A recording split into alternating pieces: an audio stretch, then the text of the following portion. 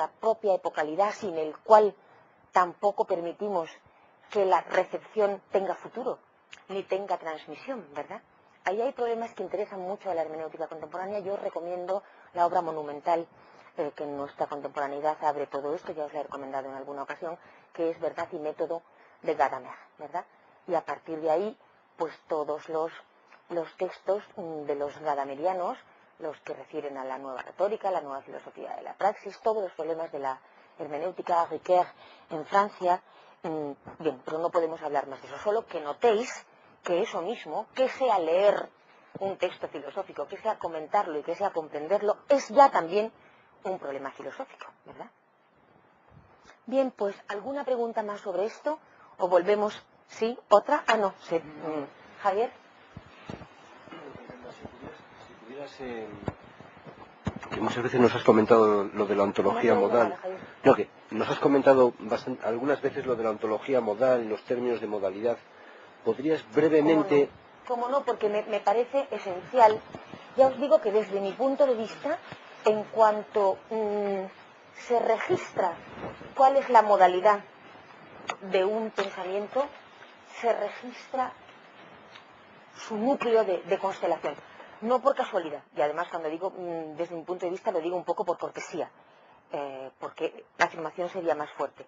¿Por qué razón ocurre eso? Antes de que lo recuerde.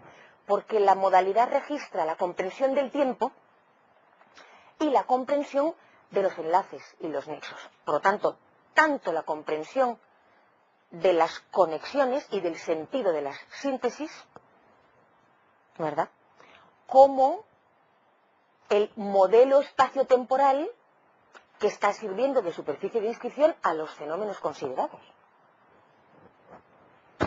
Ontología modal, que no solo ya modalidad, sino ontología modal, lo que dices, lo que investigas, cuál es el modo de ser, los modos de ser que contempla un pensamiento y cómo los distribuye. ¿Qué es para un pensamiento necesario? ¿Qué es contingente? ¿Qué es probable? ¿Qué es real? Vamos a poner algún ejemplo para que notéis, bueno, una de las discusiones de oro que atraviesan las tradiciones del pensamiento occidental, ¿verdad? Los megáricos, que son unos parmenidios, a ver cómo consigo contaros esto brevemente porque no es más que un ejemplo. Dicen que todo es necesario, que no hay lo contingente, porque no hay movimiento, así interpretan a Parménides. Es muy discutible que esa interpretación sea la correcta. Desde luego es la que hace Euclides de Megara, que es un personaje de mucha importancia porque es antiguo amigo de Platón, y cuando Sócrates muere tomando la cicuta y Platón se quiere refugiar en algún lugar, porque evidentemente está igual de perseguido o en fin, o bajo sospecha, ¿verdad?, se refugia con Euclides, que es otro socrático, en Megara. Y la influencia de Euclides sobre Platón es enorme. Por eso digo que está insuficientemente estudiado. Tan es así que cuando hablamos de los socráticos, creemos que los únicos socráticos son los platónicos. No es verdad, claro, están los megáricos, están los cínicos y están... Pues Euclides, que es parmenidio y socrático, a la vez dice muy coherentemente, bueno, en caso de que se pueda interpretar a Parmenides así, que el uno es el bien. El bien que buscaba Sócrates siempre es el uno de Parménides. Esto tiene una importancia inmensa sobre Platón y sobre Aristóteles después. Bien, pero como interpretando a Parménides en un sentido no cinetista, del que ya hablaremos,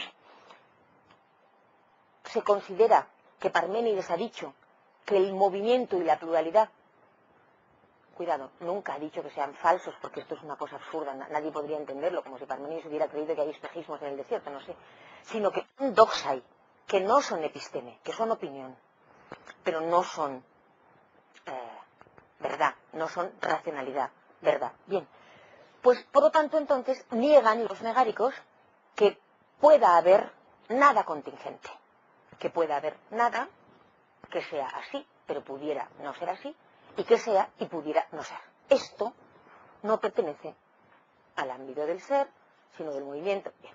Ese sistema es un necesitarismo.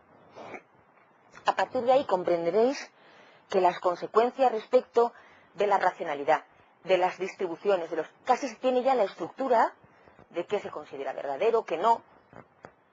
¿Qué noción del tiempo podrá haber en el megarismo? Evidentemente no la del tiempo cinético.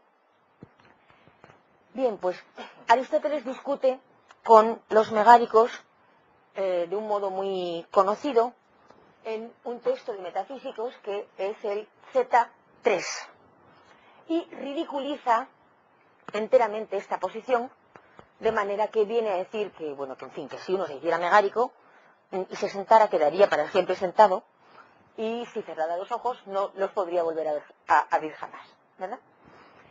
Esta caricatura fue insoportable para una escuela que además era la erística y logística más elaborada, más rica y más compleja probablemente de las escuelas lógicas, junto con el de Aristóteles de la antigüedad. Y entonces en la generación siguiente a Aristóteles, un tipo llamado Diodoro Cronos escribió el llamado Kyrion Logos, el argumento rey, el argumento capital, el argumento, utilizando enunciados del propio Aristóteles, tanto en el Perihermeneias como en los metafísicos, justamente para obtener la consecuencia de que Aristóteles era un ingenuo, contingentista, errático. Bueno, esta misma pieza fue heredada más tarde por la Stoa. Esta pieza fue heredada por el espinocismo y llega a nuestros días, pues no sé, incluso por ejemplo al Wirklichkeit und Notwendigkeit, al posibilidad y necesidad de Nicolai Hartmann, que es contemporáneo de Heidegger. Esa tradición es una tradición, la megárica, necesitarista, para la cual lo contingente es solo producto del temor y la esperanza, de la imaginación, de la ignorancia. La posición de Aristóteles, por ejemplo, ¿cuál es?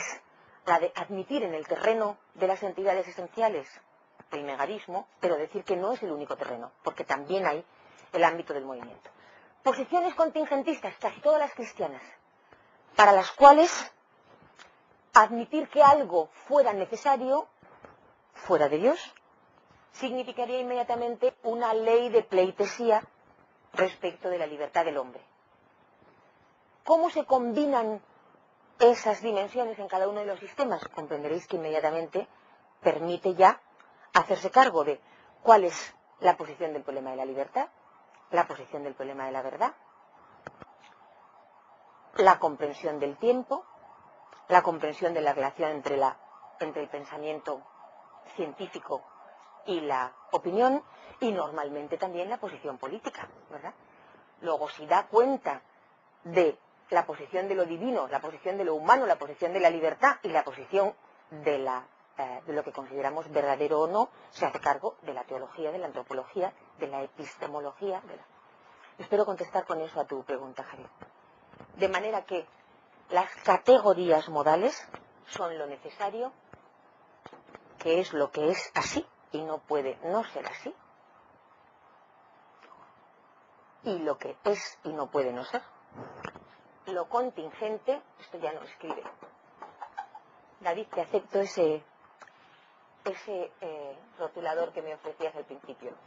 Lo contingente, que es lo que es así y podría no ser así, y podría incluso no haber sido nunca, es, pero podría no ser. Lo probable,